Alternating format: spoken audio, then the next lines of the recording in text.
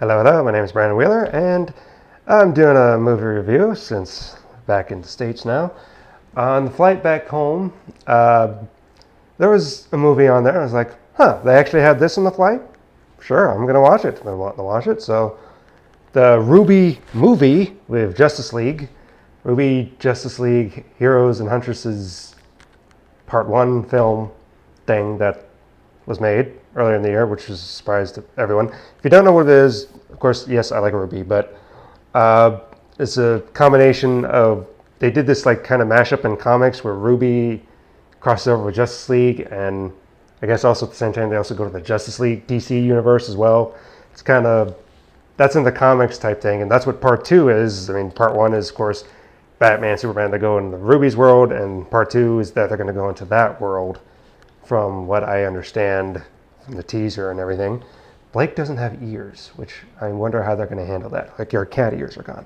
But in this particular film, a little bit of spoilers, but, you know, Superman, Batman, Wonder Woman, Flash, I want to say Vixen. Her name's Vixen? Vixen, I guess. Cyborg, Jessica Cruz, Green Lantern, gets sucked into the world, and they're gone to Remnant. And of course, they don't know what semblance is or anything like that. So they're trying to figure that out. But also the timeline with RWBY's screwed up, because they're like, wait, I remember different things back then, but wait, where are we at now? And it's just kind of confusing where they're at in the timeline. And they're just trying to figure out where they're at. Batman, of course, gets wings and powers and everything. I'm like, okay, Batman with powers. I mean, that's been explored several times before, like in Batman Brave and the Bold cartoon. I remember watching that episode where Batman goes to an alternate planet where there's a different Batman there, voiced by Kevin Conroy, but he's kind of got like powers like Superman. And he's like, so this is how it feels. But it's kind of been explored sometimes. It's always interesting, but action-wise, it's for RWBY-wise, it's like some of the best series seen a lot of action. Like Nora has probably got the most action in the entire series in this one movie that she does the entire series. And I don't mean, because normally in the series they just have her just hit something. No, in this she's flipping her hammer around, being acrobatic with it, just smacking everything. That's the immediate thing I noticed. Like, man, Nora is OP in this. She was definitely highly OP. As far as action-wise, just all over the place. I'm like, where's this Nora in the series? Nora in the series, she's just like, be strong and hit stuff. I'm like, I mean, she can do more on that. And this movie proves that Nora can definitely do more on that. I mean, goodness. But, who else was kind of OP? Oh, yeah, Weiss. Weiss, in the series, she doesn't do so much. In the movie, she does a lot sometimes. Though they've been having Weiss do more and more. They had another shot with her in Wings. And I'm like, okay, good shot. We get it. We like that shot. Everyone likes that shot of Weiss doing that. And Blake doing quite a bit. As far as the DC characters in there, someone kind of brought up, like Wonder Woman's character kind of looks like a reskinned Pyrrha. And I hate to argue, but that is similar. Kind of, that I could see that in some ways. And as far as the redesign of Pyrrha in this new engine, I still hate it. Ever since that image was leaked, because there was like an image leaked a long time ago where it was like some sort of merchandise or something for a game crossover or something, and they showed Pyrrha. But it wasn't the same Pyrrha design that we knew from all the way up to Volume 3 and briefly Volume 4. She looked different. I still hate it. Her face it's not angular enough to what her pre-Volume 3 stuff was, and I think they nerfed her here as well. It's just, I know that's not really important, but it's just, the design-wise, it doesn't fit what she looked like. It bugs me to no end. Sorry. It just bugs me to no end of why it just doesn't look right. I just, like, I'll see if I can, I am. One moment. A few moments later. So here we have, of course, two pictures. One of the original Pyrrha, and then one of the new version. And you see how the faces kind of clash. I know the skin tone thing is different because that was with everyone though. Volume 3 and everything. Like even in Volume 4, Ruby's skin tone kind of got darker and stuff, but I can attribute that to like her being more outside more often and everything, so a little bit burned. But then you notice in Volume 7 when they switch over to Atlas and stuff, it kind of goes back to that pre-white and everything. So I just think it maybe she was kind of sunburned a little bit, being outside more all the time, and her traveling the way it is. Side note, Volume 4 is actually one of the better seasons. People say it's the worst. No, Volume 4 is not the worst. Volume 5 is the worst. Just side note. But it's just, for some reason, the redesign of Pyrrha's face and everything, it just doesn't fit at all. It just doesn't. I'll stick with that to the end. I'm surprised.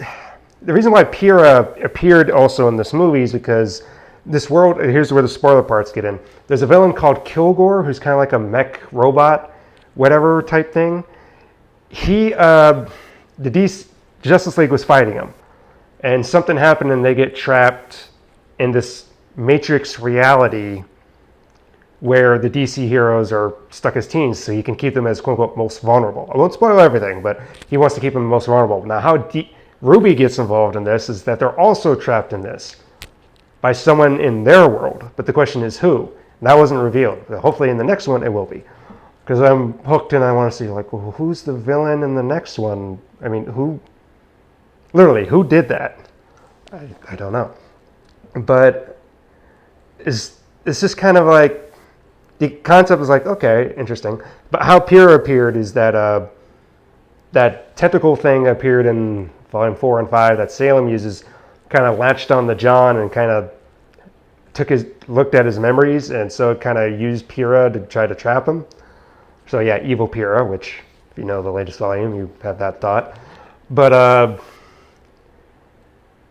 still, it's very short. It's like, okay, they used her, and that was very short, but I kind of wanted more. You could have done a lot more with evil Pyrrha, like actually have her fight them or something, but no, they didn't do that. I was expecting Penny to show up, but no, they didn't have Penny. Although not having people show up is part of the reason. It's like, hey, doesn't something seem strange? Like, why is stuff around? Why are we at Beacon? Why are we at this?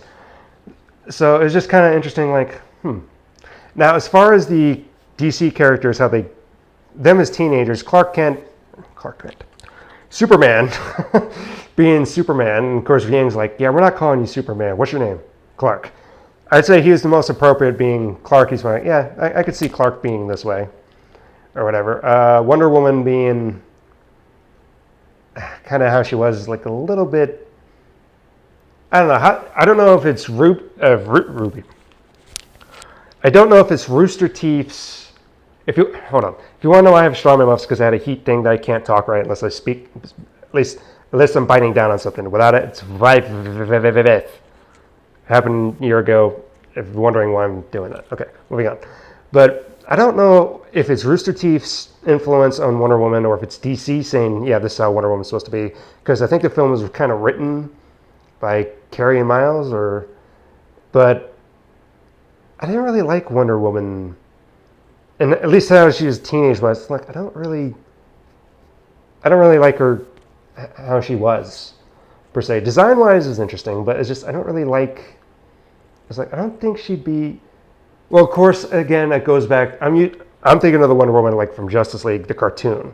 That's more, when I think of Wonder Woman, that's what I think Wonder Woman. There are other versions where they make her much more militant, or like the movie version, she's much more compassionate. But this one, she's just kind of like a little bit more on the militant side and everything. I'm just like, I don't know about that type of Wonder Woman. Honestly, my personal thing, I don't know about that type of Wonder Woman. Batman, he was kind of an awkward dork. I will say that. But he did bring up a good point going back to Batman thing. He's like, didn't really get to be a teen, so this is weird for me.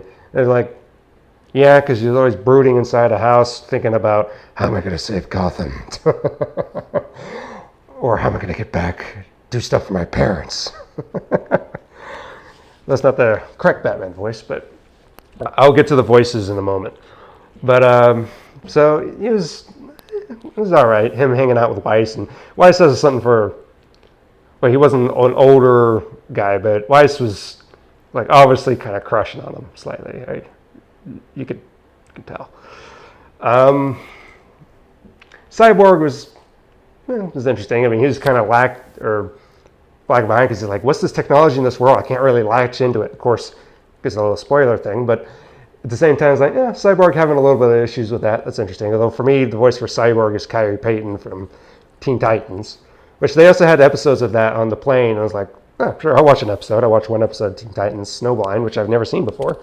I haven't seen the entire series because cable, we didn't have, or we couldn't afford all the whole cable, so we had basically only a few channels, so I didn't get to have Cartoon Network when the rest of the show came out, and I was like disappointed. So I got to see an episode I never saw before, but unrelated. But I always think of Kyrie Payton as Cyborg. That's just the voice for me. But Cyborg was all right. Flash, Barry Allen Flash, but again, they kind of like remind me of Wally West, his personality. But again, I'm not really used to Barry Allen Flash and how he's supposed to be, because again, when I think of the Justice League cartoon, again, same thing. I couldn't see the whole series, but I got to see a lot of episodes till then. I think of the Wally West version, which is the second Flash, because it was Barry Allen, Wally West, and I think there's a one after Wally West. I think. I'm not sure, but I know Barry Allen's the original. I know that much. Now, Jessica Cruz Green Lantern. I don't know anything about Jessica Cruz as far as a Lantern. I'm very familiar with, of course, Hal Jordan, and my favorites, Green Lantern from, again, the series and everything, voiced by Phil Lamar, John Stewart. That's my favorite Green Lantern is John Stewart. That's who I know for Green Lantern. But Jessica Cruz, I know, is a new type character. Vixen, I kind of remember from, again, seeing some pieces of Justice League Unlimited, which John Stewart she was in that episode where they were trying to fight Wonder Woman in the ring, which was Huntress, her, Black Canary. So you kind of got to know her a little bit, but still not really much character I know about or anything, which is interesting, using character they don't normally use. But Jessica Cruz Green Lantern was dealing a lot with anxiety and everything. Of course, she was a teenager version, so I don't know what the adult version of her is. I don't know really much about the character at all. So I know in the sequel, there are DC adults. They're adults, so we'll see how she is in that. But it was, she was, I guess, kind of like the beating heart, you could say, of the movie, with how she, her anxiety and trying to find her ring and also her semblance, because Ruby's like, do you know what semblance is? It's like, you mean like a superpower? And like, kind of. It's not magic, but it is magic. But it's so common that we don't consider it magic, which I guess is kind of how Ruby approaches things, right? Is that how Ruby approaches things? Do the writers even know? Has anyone actually determined what it is? It's like, yeah, I get it. It's a manifestation of your soul's aura, but how is it not magic? And like, how is Raven's thing of transportation? How is that a manifestation of her soul? Of being like, she wants to escape from places, but it latches onto people, so she escapes to people she's comfortable with? Is that a security issue? I mean, what's the deal here? I don't know. But the movie was fine and everything. Now, the voices, this is where I will nitpick at the movie. And it's not just the voices themselves, it's the audio. It could be the plane ride. It could be, but at some points, the audio, like for some of the DC characters, superheroes, was a little bit too, maybe a tad loud, like on Superman and Wonder Woman. But then it wasn't loud enough on the RWBY characters. Like on RWBY, Lindsay's voice is just like so low. It's like, I was turning up the volume. It's like, I can't hear Ruby's voice that much. I can hear the other characters, and some of them are too loud, but hers is like, did they set her volume too low for some reason? I get it, she's kind of unsure. She kind of feels like stuff's off, but I would at least be able to hear her audio. It's just kind of like, the audio imbalance in the movie felt a little off and everything. And I think Blake's was that way in some points too. Oh, Blake curses in the movie too, which is weird. Towards the end, but Blake says, oh yeah, it's nice to kick butt once in a while, but she doesn't say butt. And I was like, what? Why is Blake cursing all of a sudden? I did not expect that at all. I was like, wait, I think in the series, Ironwood said D word a couple times, and I think Yang cursed once, I'm pretty sure. But Blake, I was like, where was that from? Goodness. But so that was my nitpick with the movie, is that there wasn't much audio. And plot-wise, it was very heavy as far as action and everything. Yes, they dealt with plot and everything, but was the movie too long, too short? I think the movie actually might have felt too short. Just a tad too short. I think they did a lot with the action and everything, which is great, but they could have delved a little bit more into Kilgore, a little bit more into the world, and what, like Batman trying to figure out more stuff. Like he's with Weiss, because they got scattered in different areas, and he's trying to figure out how the world works and trying to figure out how to get back and everything. They could have done a little bit more with, I don't know, exploration, doing something, trying to figure stuff out. I don't know. I just feel like they could have done a little bit more with everything. Just maybe a little bit longer in that aspect. Now, as far as overall, I rate it what? At least 7. Yeah, 7 at least. I'm not going to rate it 9, so at least 8 or 7 would be a good thing, which is a lot better than what I was expecting for it. Kind of cringe at some moments with lines like they're trying to teach Ruby. Superman's like, you know what, things about leadership and everything. I understand that, but you're a child. I know I'm in the body of a child, but I'm actually an adult. Superman trying to teach Ruby about leadership. I'm just looking at that like, isn't that what kind of is going on in Volume 9? The whole thing about leadership of Ruby and everything. That's like interesting. They're just like, did she not learn anything from that? Even though it was a virtual reality, did she not learn anything from that? Or something? There's just kind of like, Again, the audio is low on Ruby for some reason. Again, could be the plane, but for some reason her voice was like so low at times. It just felt like, speak up. All right, so, oh yeah, there was no music.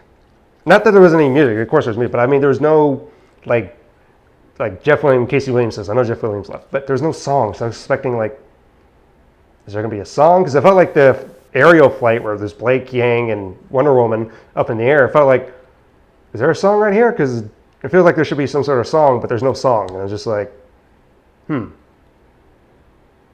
that's disappointing. It's disappointing when you watch something Ruby related and then there's no music to go along with Ruby. I'm like, wait, where's the song? It feels like there should be a song right here. Like legitly, there should be a song at that moment. Just to wait for a song and there was nothing. I mean, they could have had something like a Wonder Woman, not Wonder Woman, but Wonder Woman, because you know Ruby women and everything like that. So, speaking of women, Ren and Cyborg kind of getting into it over Nora, which is funny. I was like, hold on, I think from the comics, not that I've read the comics, I just see images that Weiss kind of has a thing for Cyborg, but Cyborg kind of having a thing for Nora, and Ren kind of getting jealous about that. It was kind of like, well, that's interesting. So, but I look forward to the sequel. I want to see what's going to go on. But tell me if you've seen the movie. If you haven't, let me know what you think and everything. And I know they probably have them in the next one. I'm curious how they're going to get to that world and everything. But I'd like to see Penny. What would Penny look like in a DC universe type thing? What would Penny be? Why doesn't Blake have ears? That's the biggest question. Why does Blake not have ears? I mean, it's not like animal characters in DC don't exist. You got King Shark, who's a walking anamorphic shark. You can't have someone with ears? I know Fauna's thing, but where's her ears? Even the comic image I've seen, she has like ears. So what happened to her ears? That's the big thing. It's like, you could call the movie like Ruby and Justice League, What Happened to Blake's Ears? That's part 3. But it's just like, what is the deal? Why does she not have ears? That's a question that must be answered. If they don't address it at all in the second movie, why she doesn't have ears when she gets to the DC universe, that's gonna be the hugest missed opportunity of ever. But anyway, all right, I'll see you in the next one. Let me know what you think. Goodbye.